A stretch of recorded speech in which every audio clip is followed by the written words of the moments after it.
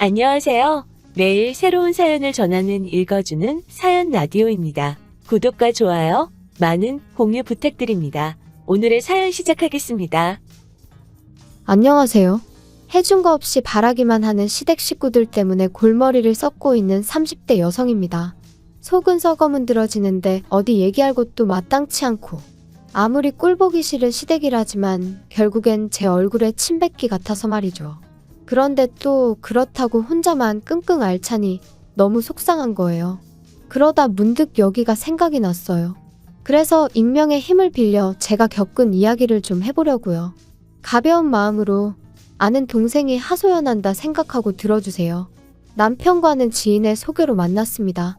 사실 소개팅에는 영 흥미가 없던 저였는데 지인이 자기가 느낌이 온다며 한 번만 만나보라고 어찌나 성하던지 몇 번의 거듭된 설득에 나간 자리였어요.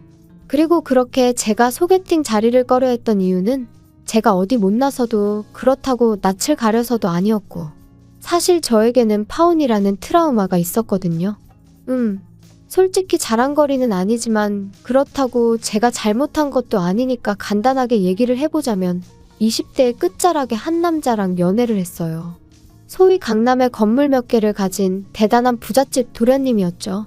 그런데 남자한테 프로포즈를 받고 본가에 처음 인사를 드리러 갔던 날 저는 말 그대로 충격을 받았습니다. 남자 쪽 부모님께서 말끝마다 그래서 돈 없는 것들은 거지들은 그까짓 거 몇 푼이나 한다고와 같은 표현을 덧붙이셨거든요. 그리고 비록 저한테 직접 하신 말씀은 아니었지만 세상을 그런 눈으로 보는 분들을 제가 진심으로 존경하고 어른으로 대우해드릴 자신이 없더라고요. 그래서 이튿날 남자한테 헤어지자고 했어요. 가치관도 가정환경도 너무 달라서 우린 안 될 것 같다면서 말이죠. 남자는 제 말뜻을 끝까지 이해를 못한 눈치였지만 아무튼 그때 배웠어요. 결혼이 아무리 현실이라지만 그래도 돈이 전부는 아니라는 걸. 비록 누구 한 사람의 잘못으로 헤어진 건 아니었지만 어쨌든 그렇게 오가던 결혼 이야기가 엎어지고 나니 결혼할 팔자가 아닌가 하는 생각이 들대요. 만약 또 누군가랑 어찌저찌 시작했는데 끝이 안 좋게 끝나면 어쩌나 그런 시간 낭비는 또 하고 싶지 않다 하는 생각도 들었고요. 그래서 굳이 소개팅을 해가면서까지 누구를 만나야겠단 마음이 없었던 거예요. 그런데 지인의 설득으로 반쯤 어거지로 나간 자리에서 만난 남편에게는 뭐랄까 첫눈에 반했다고 말하기는 어려운데 왠지 이 사람이랑 결혼하게 될지도 모르겠다는 예감이 딱 오더라고요. 지금도 그 이유가 뭐였을까 생각하면 한마디로 정의하긴 어려운데 서글서글한 인상과 믿음직스러운 말투 때문이었나 싶기도 하고 그리고 역시나 제 예감대로 저희는 연애를 시작한 지 1년 만에 부부의 연을 맺게 되었죠. 친정과 비교하면 시댁의 형편은 한마디로 어려웠어요. 시부모님은 고정 수입이 없으셔서 자식들이 주는 용돈과 연금에 의지해 생활을 이어가고 계셨고 사시는 집이 두 분의 소유라곤 했지만 재산적 가치는 거의 없다고 봐야 할 수준이었으니까요. 하지만 당시에 저에겐 그게 그렇게 문제되는 일은 아니었습니다. 저는 이미 결혼에 있어서 돈이 다가 아니다라는 나름의 신념이 있었으니 남편이 저를 얼마나 위해주는지 그리고 시부모님의 인격이 어떠한지가 유일한 관심사였거든요. 그리고 다행이랄지 남편은 그런 면에 있어서는 정말 제 기준에 딱 들어맞는 사람이었어요. 매사 제 의견을 존중해 주었고 제 일이라면 두 팔 걷고 나서주는 사람이었으니까요. 그런데 문제는 시부모님이셨습니다. 아니, 정확히 말하자면 당시에 시부모님과 마주할 기회가 별로 없던 게 문제였지요. 처음 시댁에 인사를 드리러 갔던 날 그리고 상견례 날 정확히 2번이었어요. 그리고 그 2번 다 제 나름대로 두 분을 파악해보려고 했지만 동시에 어쨌든 제 자신도 괜찮은 며느리감인 걸 어필하려고 노력하다 보니 제대로 판단 미스를 해버렸거든요. 친정부모님은 한 번에 파혼을 겪은 딸이 다시 결혼을 하겠다고 나선 것만으로도 무척이나 감격스러워 하셨습니다. 그래서 친정부모님도 저와 마찬가지로 남편 쪽 사정을 크게 문제 삼지 않으셨지요. 물론 저희 쪽에서 3억을 지원하겠다 했을 때 시부모님께서 우리는 2천만 원밖에 못 해준다 하시니 좀 당황해 하셨지만 그래도 뭐 결혼 이야기는 그대로 진행이 되었습니다.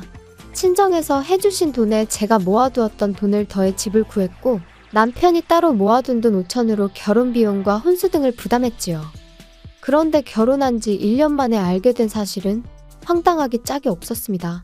시부모님께서 해주셨다는 2천만 원을 알고 보니 남편이 제 뒤에서 몰래 갚아드리고 있었으니까요.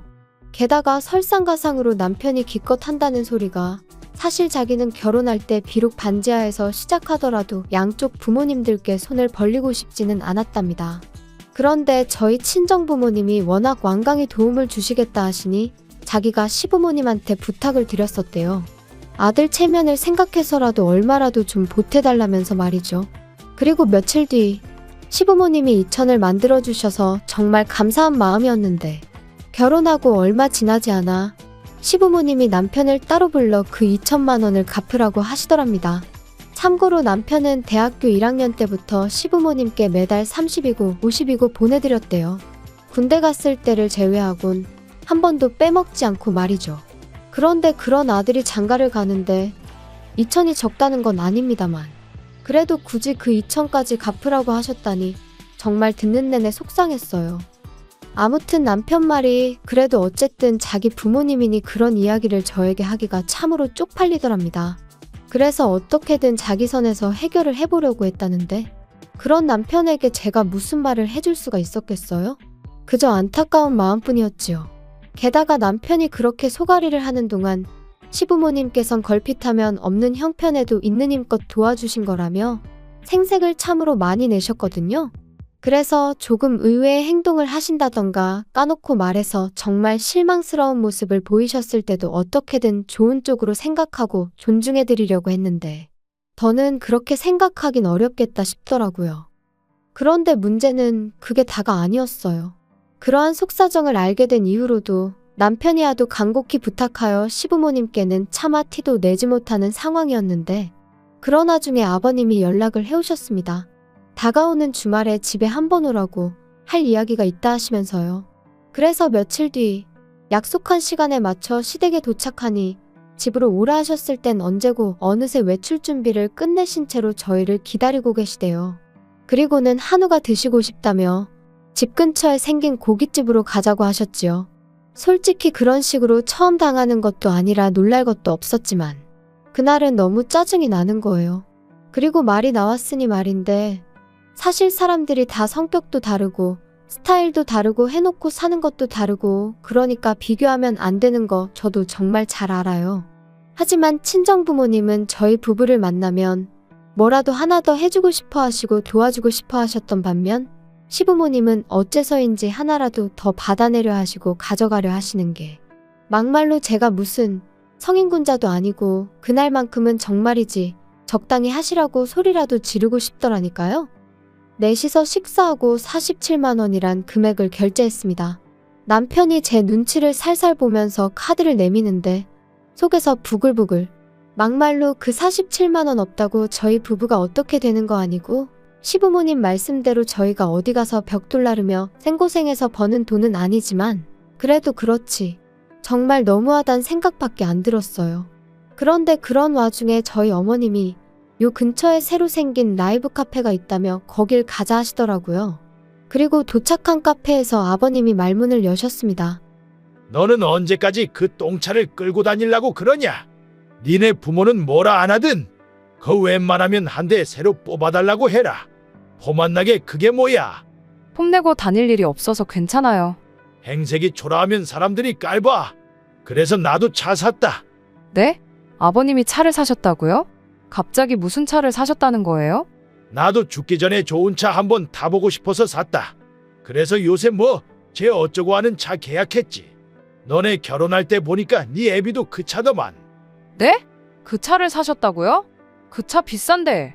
비싸긴 뭐 얼마나 비싸다고. 아무튼 내가 그래서 너네 오라고 한 거다. 그거 차 사는데 너들이 좀 보태줘야겠어. 한 방에 달라는 거 아니고 다달이 100만 원씩만 보내면 되니까. 그게 무슨 말씀이세요? 저희가 그럴 돈이 어딨다고. 아무튼 안 돼요. 못 보내드려요. 그리고 아버님, 차라는 게 사면 유지비도 얼마나 많이 드는지 아세요? 두 분 연세랑 차를 생각하면 보험료도 비쌀 게 분명하고요. 아버님 그거 다 부담하실 수 있으세요? 너 지금 나 능력 없다고 나는 그런 차를 탈 주제가 안 된다 그 소리가 하고 싶은 거냐? 갑작스러운 아버님의 요구에 정말 망치로 한 대 맞은 듯 했어요. 그런데 옆에 계시던 어머님도 그런 아버님을 말리시기는커녕 하신다는 말씀이 네 시아버지가 얼마 전에 동창회를 갔다 오셨는데 세상에 자기 차 없는 사람이 네 시아버지밖에 없다더라. 거기다 거기 온 인간들이 원래 다 네 시아버지한테 콩고물이라도 얻어먹을까 하고 빌빌거리던 인간들이었단 말이야. 그런데 지금 지들이 돈 좀 더 만진다고 어지간히 거들먹거리나 봐. 네 시아버지가 얼마나 속이 상했을지 상상이 가니? 너 네 아버지가 그런 일을 당했다고 생각하면 가만히 있을 수 있겠어? 아니 그래도 어머님, 저희가 돈이 어딨어서 매달 100만 원씩 보내드려요? 그리고 자기야, 가만히 있어. 저희가 지난 1년을 꼬박 아껴서 모은 돈이 2천이에요. 그나마도 장인 장모님이 많이 도와주셔서 그만큼 모은 거고요. 그런데 지금 저희한테 매달 돈을 달라고 하시면 진짜 아들 입장은 이만큼도 생각 안 하세요? 제발 적당히 좀 하세요. 평소답지 않게 남편이 화를 내자 아버님 어머님 두 분 다 꽤나 놀라신 듯 더는 말씀을 안 하셨어요. 그리고는 저는 남편이 잡아끄는 손에 이끌려 카페에서 나왔죠. 집으로 돌아오는 내내 남편은 아무 말도 없었고 저도 그런 남편에게 차마 무슨 말을 해야 할지 모르겠더라고요. 그래서 남편이 먼저 무슨 말이라도 해주길 바라며 말을 아꼈습니다. 하지만 며칠이 지나도록 남편은 아무런 말도 하지 않았고 저도 더는 신경 쓰지 말아야겠다 했어요. 그런데 또다시 어머님이 연락을 해오셔서는 아가 언제 시간 되니? 한번 내려와야겠다. 무슨 일 있으세요? 어쩌면 좋겠냐? 네 시아버지가 아주 병이 나서 들어누우셨다. 죽기 전에 좋은 차 한번 타보겠다는데 어떻게 자식 새끼들이 다 나 몰라라 하냐면서 이렇게 살아서 뭐 하냐고 아주 난리도 아니야. 덕분에 나까지 피가 마른다. 그러지 말고 어떻게 좀 안 되겠니? 계약금도 걸고 왔대. 네? 아, 일단 제가 그이랑 한번 이야기는 해볼게요. 그리고 제가 이런 이야기를 꺼내니 남편이 저더러 신경 쓰지 말라면서 자기가 내려갔다 오겠다고 했어요. 그래서 저도 더는 너무 골치도 아프고 신경 쓰고 싶지 않아서 그렇게 하라고 했고요. 그런데 얼마 후 그렇게 본가에 다녀온 남편이 하는 말이 계약금이 문제가 아니랍니다. 그 차 계약을 받은 사람이 아버님 친구 아들이라며 쪽팔려서 죽어도 계약 파기는 못 하신다 그러시더래요. 그거 차도 못 사서 계약 파기를 했냐 그런 소리가 나올 게 뻔한데 어떻게 계약을 파기하냐고. 죽어도 그 차를 타야겠다셨다나요? 그러면서 남편이 진짜 미치겠다. 환장하겠다 그러더니 100은 무리고 한 달에 50씩이라도 보내드릴까? 그러는 거예요. 뭐? 그건 아니지. 나 정말 이런 말까진 안 하려고 했는데 3억을 해주신 우리 친정에도 한 푼도 안 드리고 있는 마당에 시댁에는 지금 그 2천 때문에 돈 드리는 것도 있는데 거기다 추가로 50을 더 드리자고? 그러면 나도 친정에 똑같이 챙겨드릴 수밖에 없어. 그리고 이런 말도 정말 안 하고 싶었는데 당신도 알다시피 차가 그냥 굴러가? 보험료에 유지비에 그런 건 아버님이 감당하실 수 있으셔? 눈앞이 깜깜하다는 게 이런 건가 싶다. 나 만약에라도 당신이 나 몰래 차 사드리고 그러면 이혼도 생각 안 할 수가 없어. 정말 미안해. 내가 생각이 짧았어. 하도 앓는 소리를 하시니까 나도 순간 그냥 얼마라도 해드리고 말까 그런 생각까지 하게 된 것 같네. 무슨 소린지 알았으니까 이혼 같은 소리는 하지 마. 그리고 결국 아버님은 계약을 파기하셨어요. 저희한테 도저히 씨도 안 먹히니까 신우한테 이야기를 하셨나 본데 신우가 아주 길길이 날뛴 모양이더라고요. 자기한테 해준 게 뭐가 있어서 그런 걸 바라냐면서 아버님더러 양심이 있냐 없냐 그런 소리까지 했다나 봐요. 그리고 아버님은 아버님대로 그런 신우한테 EX 저X 해가며 쌍욕을 하셨고 하지만 어쨌든 뭐 결국 차를 사준다는 자식이 없으니 별 수 있으셨겠어요? 계약 해지했다. 속이 시원하냐고 전화로 어찌나 고함을 치시던지. 그런데 끝난 줄 알았던 아버님의 억지는 거기서 끝이 아니었습니다. 그 일이 있고 반년이 흘러 지난 가을이었어요. 친정 부모님 댁이 누수 문제로 리모델링에 들어가게 되면서 저희 집에 며칠 와 계시게 되셨거든요. 그런데 그렇게 와 계신 지 3일째 되던 날 아버님이 연락도 없이 저희 집에 오셨습니다. 다들 놀랐죠. 제가 무슨 일로 오셨냐니까 아버님 말씀이 뭐 그냥 오다 가다 들리셨다는데 오다 가다 들릴 거리도 아니고 아무튼 말이 안 되는 상황이었어요. 하지만 일단 오셨으니 들어오시라 했습니다. 그리고 그렇게 같이 점심을 먹게 되었는데 솔직히 얼마나 편한 사이라고 화기애애한 이야기가 오갔겠어요. 그냥 간단히 서로 안부 묻고 하시는 일은 잘 되시냐 그런 이야기 좀 오가고 식사를 마치고 차랑 과일을 내가려는데 아버님께서 갑자기 볼 일이 생각나셨다며 자리에서 일어나셨습니다. 그래서 배웅을 해드리려니 한사코 나오지 말라며 극구 저를 말리시더라고요. 그래서 그냥 집안에서 배웅했어요.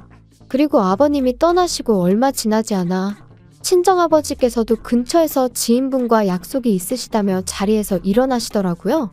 그런데 아니, 암만 찾아도 찾기가 없어졌다고 그러시는 거예요. 어머니랑 저는 잘 좀 찾아보시라고, 집안에 있던 차키가 어디 갔겠냐고. 그리고 그때부터 온 집안을 샅샅이 뒤졌는데 정말 차키의 발이라도 달렸는지 도무지 못 찾겠더군요. 그래서 혹시 주차하고 차 주변에 흘린 거 아니냐 해서 집 밖으로 나왔는데, 아니, 아파트 단지를 몇 바퀴를 돌아도 아버지 차가 안 보이는 게 미치고 팔짝 뛴다는 게 이런 건가 싶은 거예요. 그래서 결국 일단 신고부터 하자 해서 경찰서에 차 도난 신고를 했습니다. 그리고 바로 다음 날이었어요. 친정부모님과 아침 식사를 마치고 어디 모시고 바람이나 쐬고 올까 하는 와중에 모르는 번호로 연락이 와서 받으니 경찰이었습니다. 저희 아버지 차를 찾았다면서 일단 경찰서로 오라고 하더라고요. 그리고 그렇게 찾은 경찰서에는 다름 아닌 시아버지께서 초조한 얼굴을 하고 계셨지요. 아버님이 여기 왜 계세요? 아니, 이게 다 무슨 일이에요? 아버지 설마 장인어른 차를 가져가신 거예요? 아는 분이세요? 이분이 어제 도난 신고된 김영수 씨 차량으로 과속하다 경찰에 잡혔습니다. 네? 아버님, 도대체 왜 그러셨어요? 아버지, 사돈 차를 보고 나니까 그냥 갑자기 성질도 나고, 이게 다 니들이 차를 안 사줘서 그런 거 아니냐?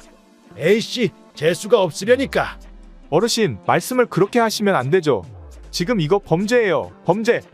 친정부모님은 그런 아버님의 뻔뻔한 태도에 혀를 내두르셨지만 그렇다고 사돈을 상대로 뭘 어쩌겠냐 하시며 그렇게 일단 저희 아버님은 풀려나셨어요. 그런데 끝까지 말이라도 한마디 미안하다 사과를 안 하시더라고요. 계속해서 차를 안 사줘서 당신이 그런 거라는 둥, 저희 때문에 개망신을 당했다는 둥. 정말이지 남편을 생각해서라도 어떻게든 좋게 넘어가려고 했는데 도무지 답이 안 나온다 싶대요. 게다가 거기서 끝이 아니었습니다. 아버님께서는 당신 아들, 그러니까 저희 남편이 저희 친정부모님께 용서를 구하는 게 마음에 안 드셨는지 대뜸 소리를 꽥 지르셨거든요. 남자가 돼가지고 왜 자꾸 아쉬운 소리를 하냐면서요. 야 임마, 너는 내가 뭘 그렇게 잘못했다고 거기다 대고 빌빌거렸었냐? 내가 막말로 사람을 쳤어 뭘 어쨌어? 그까짓 거 차 좀 끌고 갔다고 뭔 일을 이렇게 키우는지. 야 며느라, 내가 이런 말까진 안 하려고 했는데 나라고 할 말이 없어서 가만히 있는 게 아니야. 너는 우리한테는 말도 안 하고 그렇게 친정부모를 며칠이나 와 있게 하고 말이지. 너 우리한테는 한 번이라도 와서 주무시고 가라고 한 적 있냐? 차도 그래. 막말로 네 애비가 차 사달라고 했으면 안 된다고 했겠어? 너 시부모가 돈 없다고 무시하고 그러면 안 되는 거야. 아버님, 지금 그게 하실 말씀이세요? 엄연히 아버님이 실수하신 거잖아요. 그런데 왜 자꾸 남 탓을 하시는 거예요? 너 지금 나 가르치냐? 아이고 잘났다 그래. 다른 집은 며느리들이 아버님 하면서 아양도 떨고 잘 봐달라고 용돈도 주고 한다던데 나는 복도 지지리도 없지. 아버님, 그런 말씀 마세요. 저야말로 그렇게 치면 정말 시댁복 없거든요? 저는 어디 가서 아버님 얘기 하지도 못해요. 쪽팔려서. 세상에 사돈 차를 훔쳐가는 사람이 어딨어요? 자기야 그만해. 상대하지 마. 뭐 이 자식아, 상대하지 마. 너는 아들이 돼서 그게 애비한테 할 소리냐? 아버지면 아버지답게 행동하세요. 저 진짜 지금 이 사람 볼 낯도 없고 장인 장모님한테도 쪽팔려 미치겠으니까요. 그리고 아버지, 당분간은 연락하지 마세요. 그냥 저 어디 멀리 미국 같은 데 가 있다 생각하시고 좀 시간을 갖는 게 좋겠네요.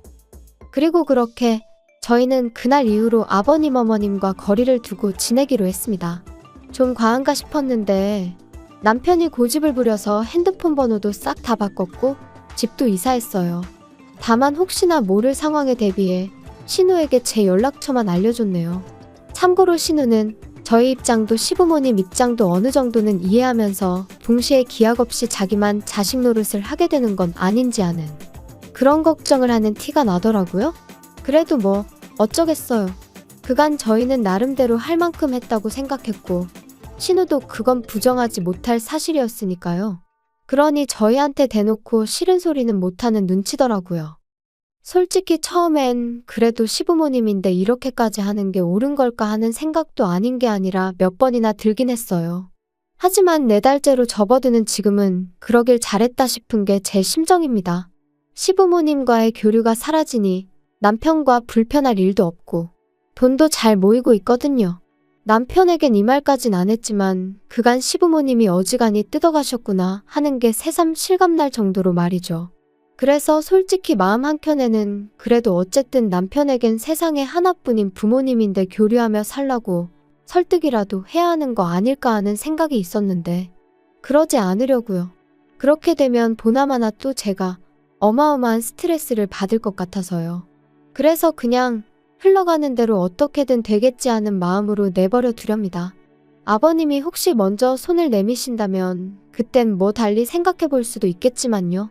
아무튼 가족이라고 무조건 다 이해하고 품어주고 그럴 필요는 없다. 제가 저희 아버님을 겪으며 내린 결론입니다. 가족도 가족 나름이라는 말 참 이상하다 생각했는데 먼저 겪어본 사람들이 있으니 그런 말도 나왔다 싶고요. 아무튼 어떻게 마무리를 지어야 하나 싶은데 그래도 남편 하나는 정상이니 다행인 거겠죠? 긴 이야기 들어주셔서 감사합니다. 오늘의 사연은 여기까지입니다. 구독과 좋아요, 알람 설정해주시면 앞으로 더 좋은 사연으로 찾아오겠습니다. 감사합니다. 감사합니다. 감사합니다. 안녕하세요. 매일 새로운 사연을 전하는 읽어주는 사연 라디오입니다. 구독과 좋아요, 많은 공유 부탁드립니다. 오늘의 사연 시작하겠습니다. 안녕하세요. 초등학생 딸아이 하나를 키우고 있는 40대 여성입니다. 제가 오늘 이렇게 제 이야기를 하러 온 건 말 그대로 염치 없는 저희 시댁 식구들을 고발하고 싶어서요. 법적으로 다툴 수만 있다면 정말 그러고 싶을 정도로 생각만 해도 분한데 정말이지 남보다도 못한 가족이 있다는 거 어디 드라마에서나 봤지 제가 직접 겪게 될 줄은 상상도 못했다니까요. 일단 제 이야기를 좀 하자면 제가 고등학교 2학년 때 아버지께서 세상을 떠나셨어요. 화재 사고였지요. 참으로 억울한 게 원래 저희 아버지는 본사에서 근무를 하셨는데 그날은 공장에 내려가 봐야 할 담당자가 휴가를 내는 바람에 어쩔 수 없이 저희 아버지가 가시게 되셨거든요. 그리고 그날 딱 사고가 난 거예요. 어이없는 사고로 아버지를 잃은 후 아버지와 사이가 좋으셨던 어머니는 밤낮으로 눈물을 흘리셨고 저는 저대로 매사에 비관적인 사람이 되어갔지요. 게다가 이후로 어머니도 저도 전혀 알지 못했던 빚들이 여기저기서 하나둘씩 튀어나오는데 정말 환장하겠더라고요. 뿐만 아니라 저희 모녀를 더 미치게 했던 건 아버지의 형제들 그러니까 친척들이었어요. 사람이 죽었는데 기껏 저희 집에 찾아와서는 형이 재산을 얼마나 남겼냐, 보상금은 얼마나 받았냐, 자기들이 정말 힘들어서 그러니 좀 나눴으면 안 되겠냐. 형이 살아있었다면 무조건 나눠줬을 거다. 말 같지도 않은 소리를 어찌나 뻔뻔하게 내뱉어대던지 그때 정말 처절하게 배웠어요. 피가 물보다는 진하다고 해도 돈보다는 못하다는 걸 말이죠. 그리고 그런 일련의 시간은 저에게서 미래에 대한 꿈도 희망도 다 빼앗아 갔어요. 대학이니 뭐니 그런 게 뭐가 중요한가. 주변의 모든 일이 무의미하게 느껴졌고 그 어떤 열정도 생기지가 않더라고요. 그래서 대학을 포기했어요. 나중에서야 그 선택을 후회하기도 했지만 그땐 제 나름대로 최선의 선택이었죠. 그리고 이후로도 한동안 방황을 하던 제가 정신을 차리게 된 계기가 있었으니 그건 바로 제 은인이나 마찬가지인 사장 언니를 만나면서였습니다.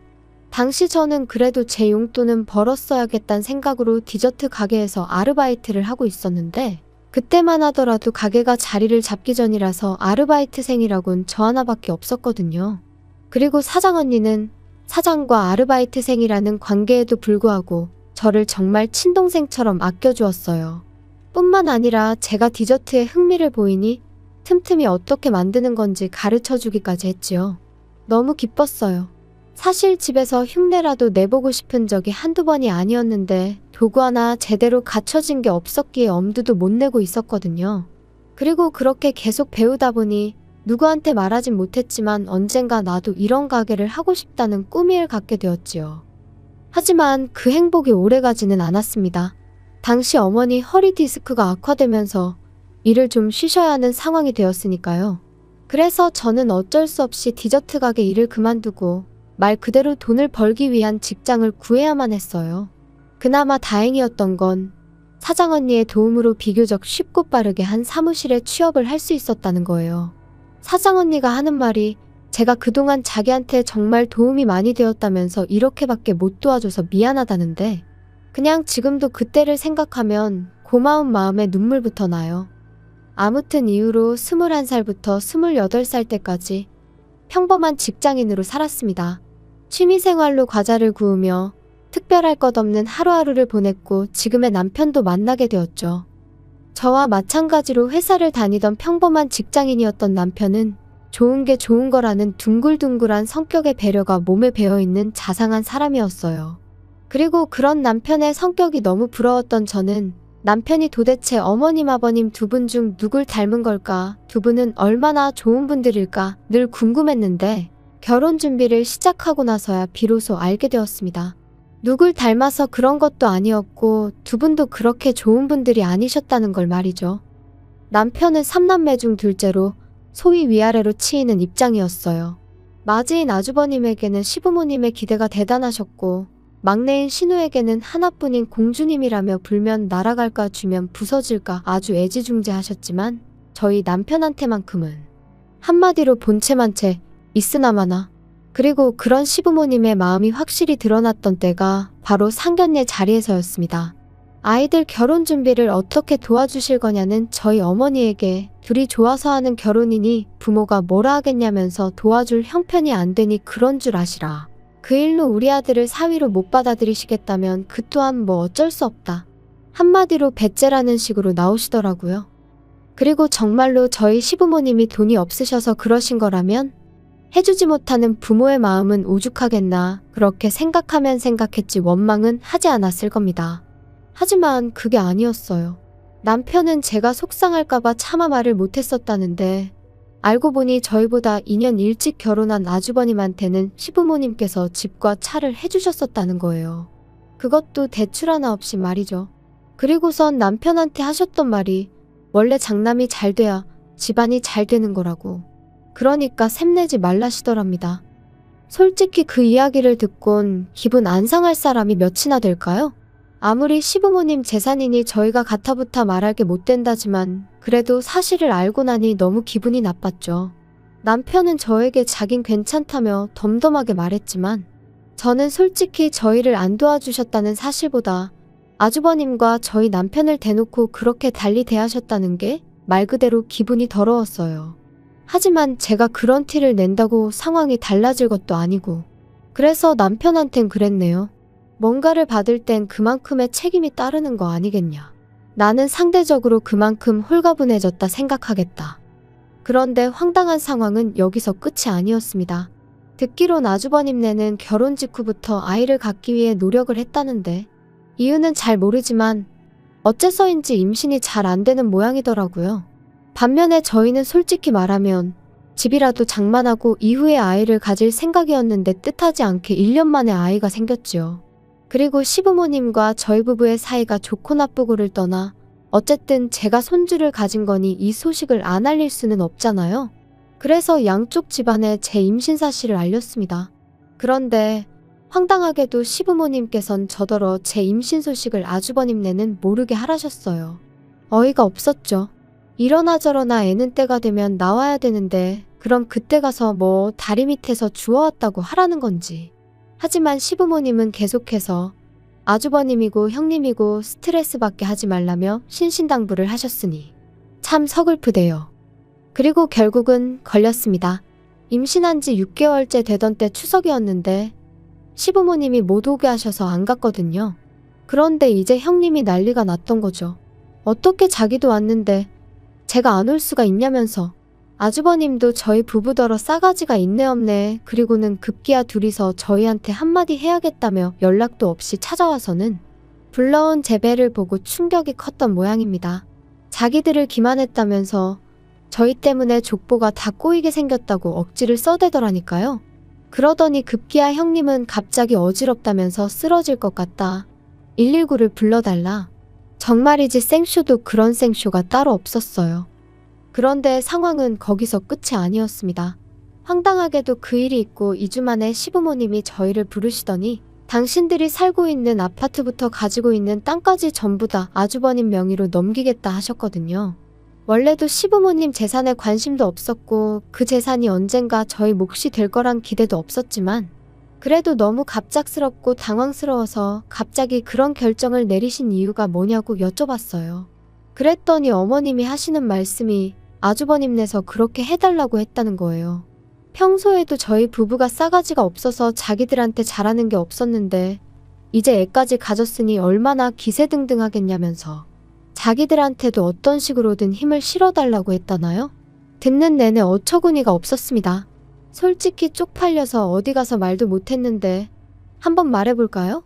저희 결혼하는데 시부모님은 한 푼도 안 보태주신 건 물론이고 남편 대학 다닐 때 딱 2번 학비 내주셨다는데 그걸 핑계로 축의금을 다 가져가셨어요. 게다가 아주버님네 부부는 매일같이 돈 자랑을 해대는데 정작 저희 결혼할 때 축의금으론 달랑 10만 원 했더라고요. 물론 그마저도 구경도 못했지만 아무튼 이미 그런 역사가 있었으니 아무리 저희 남편이 사람이 좋다고 해도 뭘 얼마나 잘하고 싶었겠어요?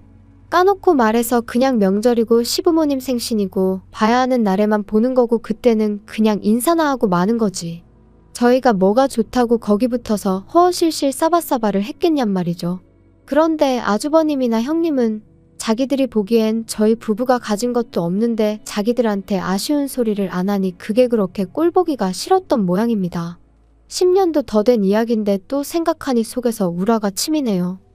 저는 시부모님한테 그래도 재산을 다 넘기시는 건 신중하셔야 된다고 한번 넘어가고 나면 되찾아오시기도 힘들다고 말씀드렸어요. 그리고 여기엔 정말 사심은 없었고 두 분이 너무 아주버님과 형님한테 끌려다니시는 거 아닌가 싶어서 제가 시부모님한테 좋은 감정이 있던 것은 아니었지만 어쨌든 걱정스런 마음에 드린 말씀이었죠. 하지만 시부모님은 오히려 제가 하는 말에 노여워하셨습니다. 너네 참 이상하다. 왜 부모 자식 사이를 이간질을 하냐? 제가 무슨 이간질을 했다고 정말 걱정이 돼서 드리는 말씀이에요. 아이고 걱정 같은 소리 한다. 다른 사람도 아니고 우리 장남한테 준다는데 어디 감히 그런 소리를 해. 그리고 너네 혹시 우리 재산에 흑심이라도 있으면 꿈깨라. 이거 너네가 아무리 술을 써도 너네 거 안 돼. 장남해줘야지. 장남이 잘 돼야 집안이 잘 풀리는 거라니까. 그리고 생각해봐라. 너네는 걔들한테 미안하지도 않냐? 걔네 그렇게 노력하는 거 다 알면서 놀리는 것도 아니고 불쑥 애를 가지면 어떡해? 사람이 말이야 때를 기다릴 줄도 알아야지.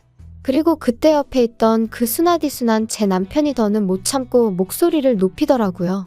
알아서들 하세요. 그러다 후회할 일 생겨도 저희는 몰라요. 저희한테 도와달라 어떻게 해달라 그런 말씀 절대로 하지 마시라고요. 그런데 저희 시부모님이 그런 저희 남편을 보시고는 차라리 화를 내셨다면 모르겠는데 그것도 아니고 비웃으셨어요. 얘네들 좀 봐. 아주 웃겨 죽겠네. 니들이 뭐가 있다고 우리가 거기다 손을 벌리겠냐? 니들이 뭐 가진 게 뭐가 있어서 우리가 거기다 손을 벌려. 걱정 마라. 절대로 손 안 벌리니까. 시부모님의 그런 반응에 남편과 저 두 사람 모두 크게 상처를 받을 수밖에 없었습니다. 그리고 그때부터 남편도 저도 말 그대로 이를 갈았어요. 비록 시댁과 인연을 끊고 살 수는 없겠지만 적어도 저쪽에 아쉬운 소리하는 일은 없게 하자. 죽어도 2번 다시 무시당하는 일은 없을 거다. 말 그대로 작정을 하고 살았지요. 그리고 지난 10년 동안 많은 변화가 생겼습니다. 일단 결혼한 지 6년 만에 저희 두 사람 명의로 된 아파트를 장만했어요. 비록 대출도 껴있고 구축이긴 했지만 생각보다 이른 목표 달성에 얼마나 기쁘던지. 하지만 이 기쁨에 초를 치는 이가 있었으니 그 또한 말 안 해도 아시겠죠? 바로 저희 시댁 식구들이었습니다. 솔직히 얼마나 반가운 사람들도 아니다 보니 딱히 자랑하고 싶은 마음도 인정받고 싶은 마음도 없었는데 그래도 남편은 저하고는 조금 달랐던 모양이에요. 당신들 도움 없이도 내가 여기까지 왔다고, 이만큼 해놓고 산다고 나름대로의 성과를 알리고 싶은 눈치더라고요. 그리고 저는 그런 남편이 왠지 안쓰럽기도 하고 조금은 이해도 되었기에 그러라 했어요. 시댁 식구들 다 불러서 집들이 한번 하자고요. 그런데 집들이 당일 너나 할 것 없이 다들 빈손으로 와서는 여기저기 흠잡기에 급급할 뿐이었습니다. 이렇게 좁아터진 집에서 어떻게 애를 키우고 사냐? 이런 데서 살 거면 전세나 살지 이걸 뭐 한다고 매매를 했냐? 덕담이나 한마디 해주시던가 그마저도 힘드시면 그냥 말을 마시지. 오죽하면 우리 부부랑 아예 안 보고 사시려고 저러시는 건가 싶더라니까요. 그리곤 쓱 남편 표정을 살피니 아니나 다를까 입은 꾹 다물고 얼굴부터 목까지 벌개져서는 안쓰러워 죽겠더라고요. 그래서 그때 이후로는 전보다 더더욱 거리를 두고 지내기 시작했지요. 그러다 저희 애가 초등학교에 들어가고 얼마 지나지 않았을 무렵 저는 사장언니로부터 생각지도 못한 제안을 받게 되었습니다. 사장언니 말이 자기가 애들 때문에 급하게 이민을 가게 되었다면서 자기 가게를 인수받으면 어떻겠냐고요. 이미 하겠다는 사람은 여럿 있었지만 제가 계속 마음에 걸렸다면서 만약에 제가 한다고만 하면 저한테는 권리금 없이 그냥 넘기겠다는데 솔직히 그렇게 제 생각을 해줬다는 사실만으로도 너무 고마웠네요. 하지만 한편으론 내가 할 수 있을까 하는 걱정도 컸어요. 아이를 키우는 동안 나름대로 배운다고 전문학교를 다닌 적도 있었고 집에서 꾸준히 만들어 보기도 했지만 남한테 제대로 평가를 받아본 일이 많지 않다 보니 스스로에 대한 믿음이 부족했달까요? 하지만 결론부터 이야기하자면 결국엔 한번 부딪혀 보기로 했어요. 사람 일이라는 게 뭐든지 해보고 나서 결정해도 늦지 않는다는 친정어머니의 말씀에서 용기를 얻었죠. 그리고 그 이후로 지금까지 저희 부부에게는 좋은 일만 있어 왔습니다. 남편은 좋은 조건의 대기업으로 이직에 성공했고 제 가게 또한 나날이 인기가 좋아져 3호점까지 냈으니까요. 그뿐인가요? 집값도 올랐지 아이는 성실하고 건강하게 자라주고 있었지.